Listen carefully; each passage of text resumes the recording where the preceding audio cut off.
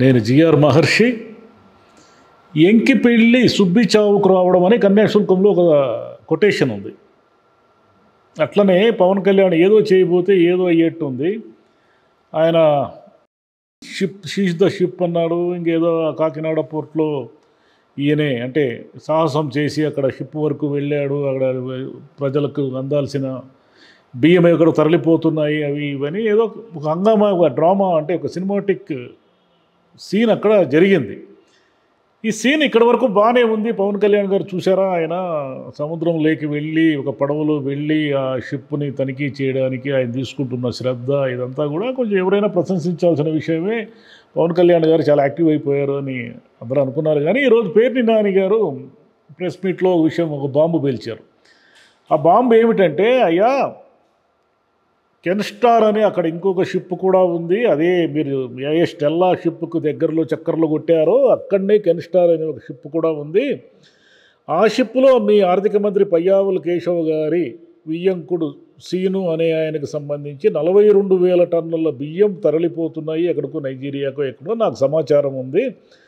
మరి స్టెల్లాను చెక్ చేసే దానికి వెళ్ళిన మీరు కెన్స్టార్ జోలికి ఎందుకు వెళ్ళలేదు? కెన్స్టార్లో అంతా సక్రమంగా ఉందని మీరు ఎందుకు అనుకున్నారు? ఎందుకంటే మీ పార్టీకి సంబంధించిన నాయకుడే, మీ పార్టీకి సంబంధించిన మంత్రి వియ్యంకుడే ఇవన్నీ అక్కడ అక్రమంగా స్మగుళ్ళు చేస్తున్నారు అని మాకు ఇన్ఫర్మేషన్ ఉంది. మీకు కూడా ఉంటుంది కాబట్టి మీరు దాని జోలికి పోలేదు.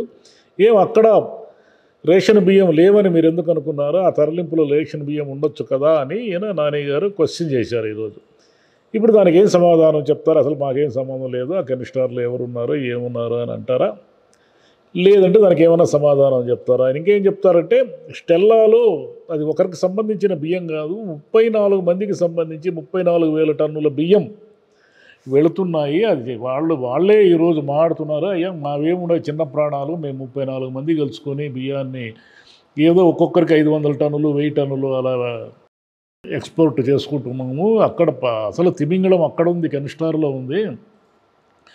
42,000 టన్నులు ఒకే వ్యక్తికి సంబంధించిన బియ్యం తరలిపోతున్నాయి. మరి 42,000 టన్నులు బియ్యం అంతా కూడా పబ్లిక్ డిస్ట్రిబ్యూషన్ స్కీమ్ కింద ఉన్న రేషన్ బియ్యం కాకుండా మిగతా బియ్యం అంతా నాణ్యమైన బియ్యం, సిసలైన బియ్యమే ఉన్నాయా అని మీరు ఒకసారి ఆలోచించుకోండి అంటున్నారు. ఇక్కడ ఏం జరుగుతుందంటే, ద్వారంపూడి చంద్రశేఖర్ రెడ్డి గారి మీద వీళ్ళకి చాలా కాలంగా ఆరోపిస్తూ వచ్చారు.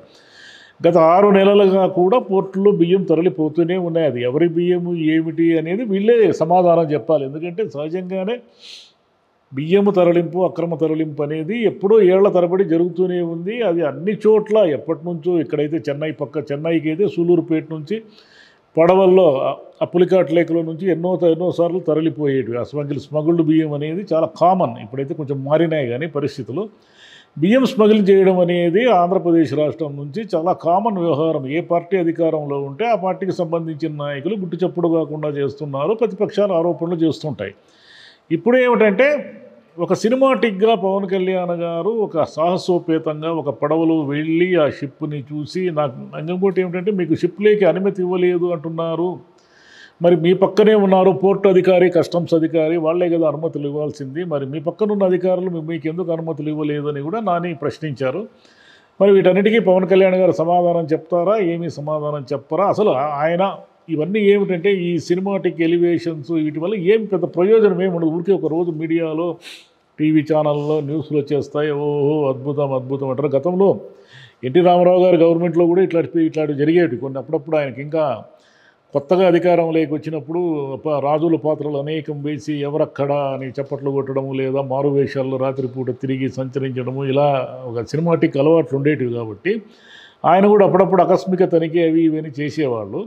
అంటే ఎన్టీ రామారావు గారు చేశారని కాదు, ఈ సినిమాటిక్ ఎలివేషన్స్ వల్ల ఏమీ మారవు. ఎందుకు మారవు అంటే, దాని రూట్స్, మూలాలు ఎక్కడున్నాయి అనేది విస్మరించేస్తే, అసలు మూలం ఎక్కడుందో తెలియకుండా మనం ఏదో ఈ సొసైటీలో అవినీతిని నిర్మూలించేస్తాం, అక్రమ రవాణాన్ని నిర్మూలించేస్తాం, స్మగ్లర్ల తాట ఒలుస్తాం, అది ఒలుస్తాం ఇది ఒలుస్తాం అంటూ ఉంటారు కదా. ఇవన్నీ ఊరికి వేస్ట్. అంటే పవన్ కళ్యాణ్ గారు ఇప్పుడే కొత్తగా అధికారంలోకి వచ్చారు కాబట్టి ఆయనకి ఇంకా కొంచెం టైం పడుతుందా, లేక ఊరికే ఆయనకు తెలిసి కూడా ఇలా చేస్తున్నాడా అనేది అర్థం కాదు. ఎందుకంటే తెలియాలి కదా. ఇప్పుడు మీ శాఖలో మీరు అటవీ శాఖలో ఉన్నారు, మీరు అటవీ శాఖ మంత్రి, మీ కింద ఉంది అది అటవీ శాఖ. మరి ఎర్రచంద్రం అక్రమ రవాణా నిర్మూలించండి మరి చూద్దాం. ఎందుకు మీ హయాంలో కూడా అక్రమ రవాణా జరుగుతూనే ఉంది. ఎర్రచందనం అనేది అంతరించిపోతూనే ఉంది. ఒకసారి ట్రై చేయండి. ఇప్పుడు పుష్ప 2 వచ్చినప్పుడు అంతా ఎర్రచందనం అంతా హాట్ టాపిక్ కదా. మీరు పవన్ కళ్యాణ్ గారు మీరు వెళ్ళి ఒక మారువేషంలోనో ఏదో వెళ్ళి అసలు ఎర్రచందనం ఏం జరుగుతూ ఉంది, నా శాఖ కదా అటవీ శాఖ, మీ శాఖలో ఏం జరుగుతూ ఉందో ఒకసారి పరిశీలించి చూడండి. చూస్తే మీకు తెలుస్తుంది అసలు మూలం ఎక్కడుంది. ఊరికే మనం మారువేషాలు వేసుకోవడము, ఆకస్మిక తనిఖీలు చేయడము, సీజ్ ద షిప్ అని అరవడము, లేక కెమెరాలకి ఫోజులు పెట్టడం వల్ల ఏమీ ఫలితం లేదు, ఏమీ ప్రయోజనం లేదు. మూలం ఎక్కడుందో దాన్ని గుర్తించకుండా రేషన్ బియ్యం తరలిపోవడం అనేది ఎప్పటి నుంచో ₹2 కిలో బియ్యం మొదలైనప్పటి నుంచి ఉంది. అది వాస్తవం.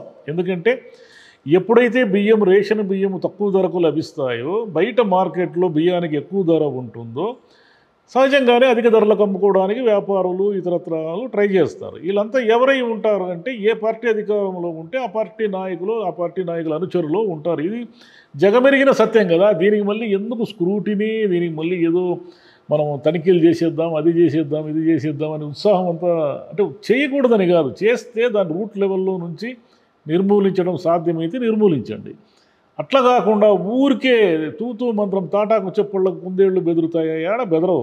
మీరు ఎన్ని తాటాకు చెప్పళ్ళు చేసుకున్నా పోర్టుల్లో పోతూనే ఉంటాయి. ఇప్పుడు మీ మంత్రి వియ్యంకుడి మీద ఆరోపణలు వచ్చాయి. మరి ఏం సమాధానం చెప్తారు? మాకేం సంబంధం లేదు, అసలు ఇదంతా బట్టి ఆరోపణ, పేర్ని నాని గారు అబద్ధపు ఆరోపణలు చేస్తున్నారు అని నిరూపించుకోండి. లేదంటే మీ 42,000 టన్నుల బియ్యంలో ఎక్కడా కూడా రేషన్ బియ్యం అనేది ఒక్క గింజ కూడా లేకుండా మేము మా పద్ధతి ప్రకారం నాణ్యమైన బియ్యాన్నే మేము పంపిస్తున్నాము నైజీరియాకో ఎక్కడో కెన్స్టార్ ఓడలో నుంచి అని ప్రూవ్ చేసుకోండి.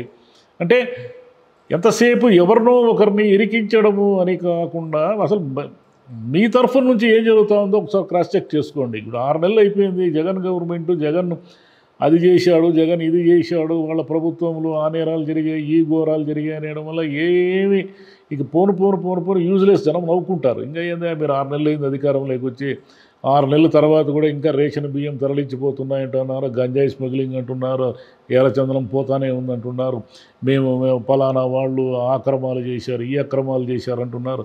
మిమ్మల్ని మీరు విచారణ చేసి నిరూపించుకోవచ్చు కదా. మద్యంలో కొన్ని వేల కోట్ల కుంభకోణం అన్నారు.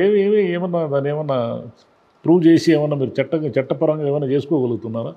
ఏమి లేదు. అట్లనే పవన్ కళ్యాణ్ గారు అర్థం చేసుకోవాల్సింది ఏమిటంటే, ఇలా హీరోయిక్ అనేదంతా సినిమాల్లో వర్కౌట్ అవుతుంది.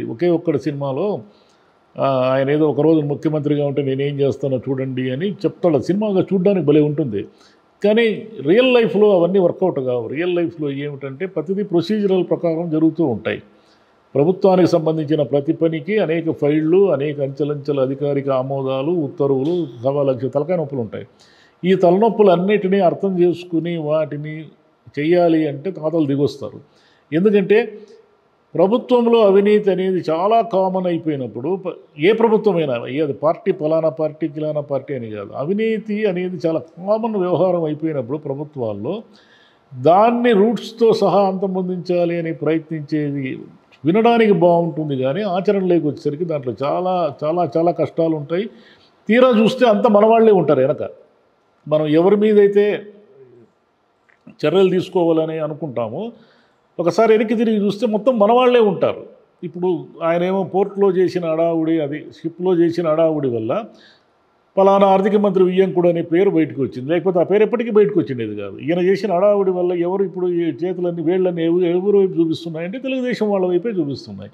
ఇప్పుడు దానికి ఏదో చెప్పుకోవడము ఇది కాదు అది కాదు అనేది వాళ్ళ సమస్య. Thank you.